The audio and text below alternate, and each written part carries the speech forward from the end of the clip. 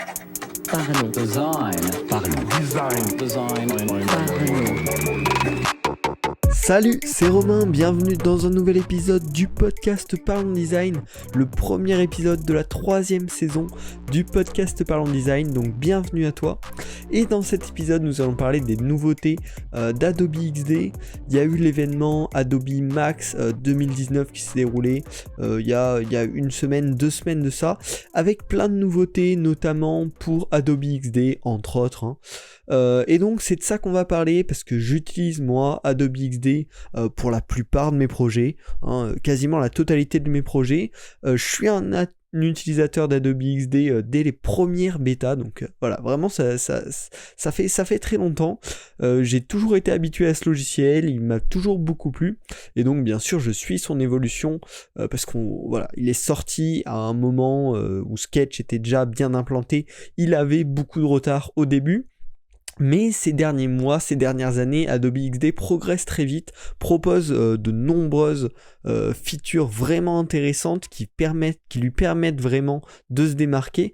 Et donc on va en parler. À cette Adobe Max 2019, il y a eu 3 nouvelles features majeures d'Adobe XD qui ont été annoncées et qui sont sorties dans la foulée. Je les ai testées pour vous et donc je vais vous faire tout simplement un petit débrief de ces 3 fonctionnalités principales. Donc on va commencer avec une des plus intéressantes vraiment selon moi, c'est le nouvel historique de documents. Pour les développeurs, pour ceux qui sont déjà un petit peu intéressés au développement, ça ressemble énormément au système Git qui est utilisé par tous les développeurs un petit peu avancés. Ça va tout simplement fonctionner déjà automatiquement avec tous les fichiers enregistrés dans le cloud Adobe. Et à chaque fois qu'une modification va être enregistrée sur le fichier, il va se créer une version en fait dans l'historique des versions. C'est-à-dire que votre fichier sera bien enregistré, mais en plus de ça, en cliquant simplement sur la petite flèche en haut de l'interface, vous aurez accès à tout l'historique des modifications effectuées sur votre fichier. Donc c'est super pratique parce que ça s'enregistre automatiquement. Voilà, à chaque fois que vous enregistrez, ça crée une nouvelle étape, on va dire, de votre fichier sur laquelle vous avez possibilité directement de revenir tout simplement avec un clic droit sur la version que vous souhaitez et l'ouvrir dans un nouvel onglet. Et voilà, l'interface, votre document réapparaît à ce moment-ci. Et ça a été assez bien pensé, parce que par défaut, il y en a un certain nombre qui restent actifs, mais vous pouvez bien sûr les rename pour savoir à quelle étape ce truc-là correspond. Par exemple, vous allez enregistrer une étape finition de l'écran de connexion de l'utilisateur. Comme ça, vous pourrez y revenir si jamais c'est nécessaire. Et vous allez ensuite pouvoir bookmarker les étapes de votre design, de votre fichier que vous voulez garder à l'infini. Parce qu'au bout d'un moment, donc les étapes qui s'enregistrent automatiquement vont se supprimer. Sinon, ça ferait des fichiers bien sûr beaucoup trop lourds. Et donc, vous pouvez bookmarker les étapes que vous voulez garder pour pouvoir avoir un suivi de votre projet, pouvoir revenir dans le passé très loin dans votre projet potentiellement. Pour le coup, c'est une fonctionnalité géniale parce que donc en tant que développeur, parce que je m'intéresse aussi pas mal au développement, j'utilise Git pour tous mes projets. C'est super de pouvoir revenir en arrière si jamais on a fait des erreurs, si jamais on a supprimé des choses qui finalement nous intéressaient. Et pour garder un côté historique, c'est vraiment super pratique. Et il n'y avait pas encore de fonctionnalité qui permettait de faire ça sur Adobe XD et même pour la gestion du design globalement. Donc là, c'est directement inclus dans Adobe XD, c'est extrêmement simple à utiliser, on peut renommer les étapes facilement, les bookmarker et les débookmarker super simplement, donc ça c'est vraiment une fonctionnalité géniale. Ensuite, on va passer à l'autre partie majeure, vraiment qui pour le coup est la plus importante des nouveautés d'Adobe XD en 2019, c'est au niveau des interactions et des composants. Notamment au niveau des composants, Sketch est bien en avance à ce niveau-là, mais par contre au niveau des interactions, Adobe XD est vraiment bon et avec cette mise à jour, il continue vraiment dans cette direction. Avec la première chose qui est le déclenche au survol. Maintenant, on peut faire un effet de hover d'un bouton par exemple, ultra simplement sur Adobe XD, comme on prototyperait n'importe quelle interaction de clic ou par la voix ou par une touche de clavier, juste avec une simple transition de prototype Adobe XD, donc ça c'est top. On peut également maintenant définir également des interactions de composants qui sont propres aux composants. C'est-à-dire on va créer notre composant un bouton classique, imaginons, hein. Et on va pouvoir lui attribuer un effet on-over spécifique à lui qui va modifier que son aspect à lui, un aspect spécifique quand on va cliquer dessus, une action spécifique quand on va cliquer dessus. Et donc ça peut être super utile, on peut créer des toggles donc qui permettent un état on-off super simplement et prototyper toutes les interactions du composant directement dans Adobe XD. Ensuite on pourra placer ce composant à tous les endroits dont on a besoin et il aura les diverses actions de clic, de hover qui se mettront automatiquement et qui s'affecteront uniquement sur le composant. Donc ça c'est vraiment génial, ça le fait passer à l'étape suivante du niveau de prototypage. Avec ça on peut également créer des états de composants, c'est lié avec ces interactions de composants, c'est-à-dire qu'on va créer notre composant et puis on va pouvoir créer des sous-états. Un sous-état focus, un sous-état over, un sous-état classique. Et voilà, vous pouvez créer plein de sous-états comme ça, entre lesquels vous pouvez créer des transitions à l'intérieur du composant pour faire ces différents effets de hover, etc.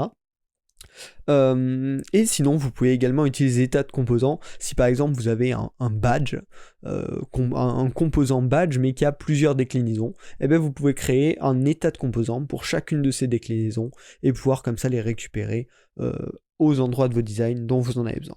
Et enfin, le dernier point dans cette amélioration des interactions et des composants, c'est les interactions multiples qui sont désormais disponibles. Avant, on était bloqué à une interaction par composant, par calque, on va dire. J'ai pas vraiment le mot pour bien le définir. On pouvait par exemple afficher, si on crée un bouton, on pouvait juste lui dire on-click, on fait ça, mais on pouvait pas rajouter un effet de glisser ou quoi que ce soit. C'était pas possible. Maintenant, les interactions multiples sont disponibles sur un même objet. On peut mettre une interaction on-click, une interaction lorsqu'on glisse dessus avec notre doigt, une interaction on-hover. On peut les cumuler comme ça. Et donc ça va bien sûr, encore une fois, améliorer, énormément augmenter les possibilités de prototypage. Donc toutes ces fonctionnalités, c'est vraiment excellent au niveau prototypage, mais il y a encore quelques problèmes qui, je l'imagine, seront réglés par la suite, notamment les transitions entre les différents états de composants qui sont encore un petit peu buggés. Il y a quelques trucs imparfaits où la transition ne se joue pas bien, mais ça devrait être réglé très prochainement. Sur les composants avec leurs différents états, les textes ne se reportent pas directement. Je m'explique. Si on crée un composant master, avec le texte, un bouton, encore une fois on va reprendre notre exemple de bouton, avec le texte connexion dessus, je crée les différents états de hover, on-click, etc. Et quand je vais l'utiliser à un endroit dans mon design et changer le texte connexion par inscription, si je le modifie sur l'état par défaut, le texte ne va pas se modifier sur les autres états. Donc par exemple pour un effet de hover, c'est assez gênant parce que à chaque fois qu'on pose le composant à un endroit, on est obligé de modifier le texte sur ces différents états. Et donc c'est pas très pratique, mais j'imagine que ça fera partie des prochaines améliorations également. Donc voilà, toute cette partie interaction, Adobe XD arrive vraiment à un niveau de prototypage excellent qui fait plaisir. Et puis le dernier point super intéressant qui est déjà disponible sur Figma depuis un petit moment et qui arrive désormais sur Adobe XD, c'est la co-création qui est pour l'instant en bêta et je l'ai testé pour le podcast Parlons Design pour vous en parler. Alors mon expérience c'est qu'au début j'ai eu quelques difficultés à l'initialiser, mais en fait c'était tout bête, c'est juste qu'il faut être avec les différentes personnes avec qui vous souhaitez collaborer sur la même version d'Adobe XD. Donc tous passer à la dernière version pour être sûr de ne pas avoir de soucis. Ensuite la synchro elle était vraiment parfaite, il y avait l'affichage en temps réel de l'autre utilisateur qui était avec moi sur le document Adobe XD, je savais ce qui trafiquait, sur quoi il était en train de travailler très simplement.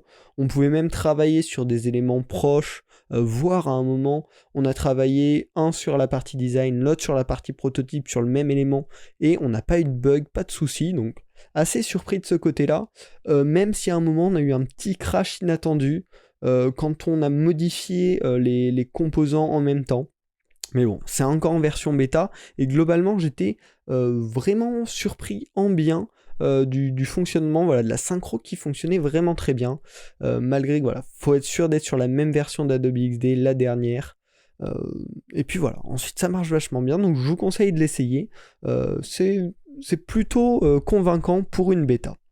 En plus de ça, cette mise à jour Adobe XD a amélioré le mode partagé qui permet de créer des liens en fait pour envoyer à vos clients notamment les prototypes et qu'ils puissent les tester.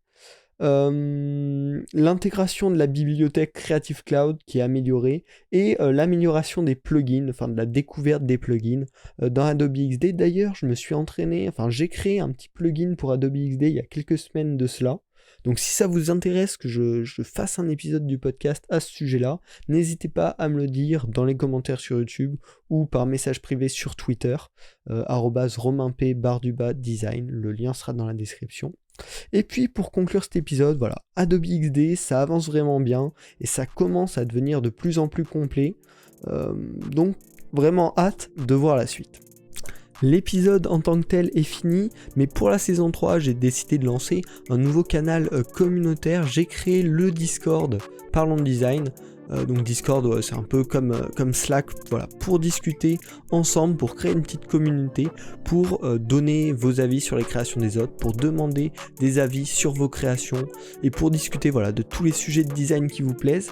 C'est bien sûr gratuit, le lien est dans la description pour pouvoir rejoindre le Discord Parlons Design et discuter avec tous les membres de la communauté. N'hésitez pas à le rejoindre, on va voir ce que ça donne, on va voir si on peut créer une ambiance sympa. Donc n'hésitez pas, voilà, le lien est dans la description. J'espère que cet épisode vous a plu, et puis on se retrouve la semaine prochaine pour un nouvel épisode du podcast Parlons Design. Salut. Parlons design. Design. Design. Design.